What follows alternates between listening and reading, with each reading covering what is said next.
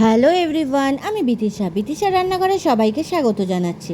আর যে রেসিপি আপনাদের সাথে শেয়ার করব সেটি হলো আলু দিয়ে ঝাল ঝাল মাটন কারি। চলুন তাহলে দেরি না করে রেসিপিটি দেখে নেওয়া যাক। তার জন্য প্রথমে মটনে আমি লবণ, হলুদ, শুকনো লঙ্কা ও সর্ষের তেল দিয়ে ম্যারিনেট করে নেব। 2 ঘন্টা রেখে দেব। মাঝারি সাইজের আলু খোসা ছাড়িয়ে অর্ধেক করে কেটে ধুয়ে নেব। কড়াইতে পরিমাণ মতো সর্ষের তেল গরম করে নেব। তেল গরম হলে আলু দিয়ে দেব। মাঝারি আঁচে লাল করে ভেজে নেব। আলু ভাজা হলে আলু তুলে নেব।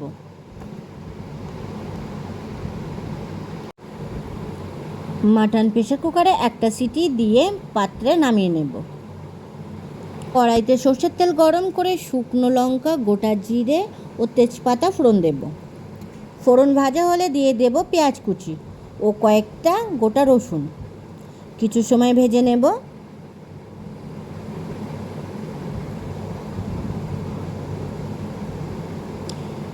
পেঁয়াজ ভাজা হয়ে লালচে বাদামি রং ধরে দিয়ে দেব পেঁয়াজ বাটা, রসুন বাটা ও আদা বাটা।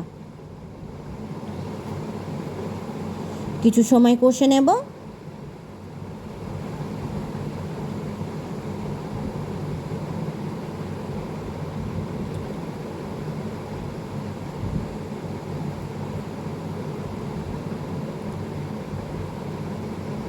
আদা রসুনের কাঁচা গন্ধ চলে গেলে দিয়ে দেব কাঁচা লঙ্কা বাটা।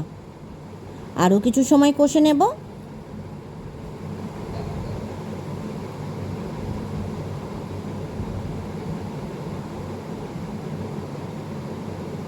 দুই থেকে 3 মিনিট পরে দেব পরিমাণ মতো লবণ ও পরিমাণ মতো হলুদ।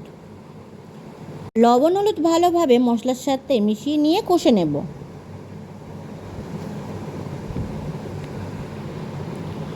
মশলা কষা হয়ে তেল ছাড়লে দিয়ে দেব মাটন। মাংস মশলার সাথে মিশিয়ে নেব। মাঝারি আঁচে কিছু সময় কষে নেব। মাঝে মাঝে একটু নেড়ে ছেড়ে নেব। 5 থেকে 6 মিনিট পরে দিয়ে দেব জিরে গুঁড়ো, ধনে গুঁড়ো ও মরিচ গুঁড়ো।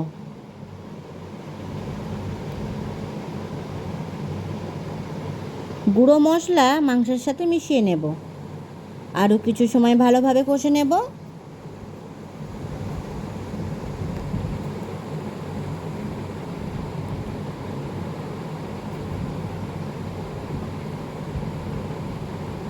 মাংস ভালোভাবে কষা হয়ে তেল ছেড়ে দিয়েছে, দিয়ে দেব পরিমাণ মতো গরম জল। ঝোল নেড়ে চেড়ে নিয়ে ফুটতে দেব। ঝোল ভালোভাবে ফুটতে শুরু করলে দিয়ে দেব মাটনের চর্বি। ঝোল নেড়ে চেড়ে নেব।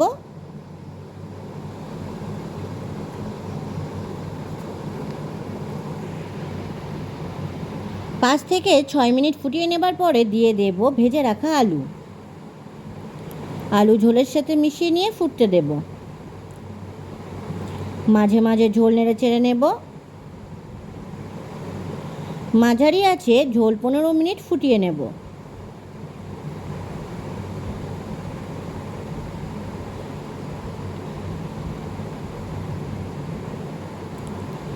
ঝোল থেকে তেল ছেড়ে দিয়েছে।